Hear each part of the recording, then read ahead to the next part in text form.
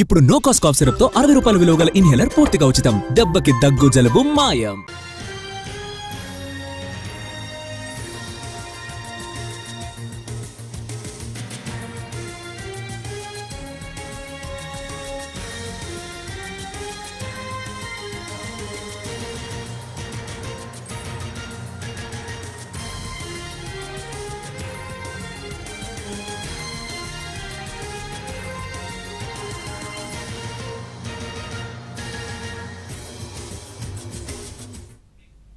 Telangana cabinet కీలక నిర్ణయం తీసుకుంది. బీసీలకు 42% రిజర్వేషన్ అమలుకు కేబినెట్ ఆమోదం తెలిపింది.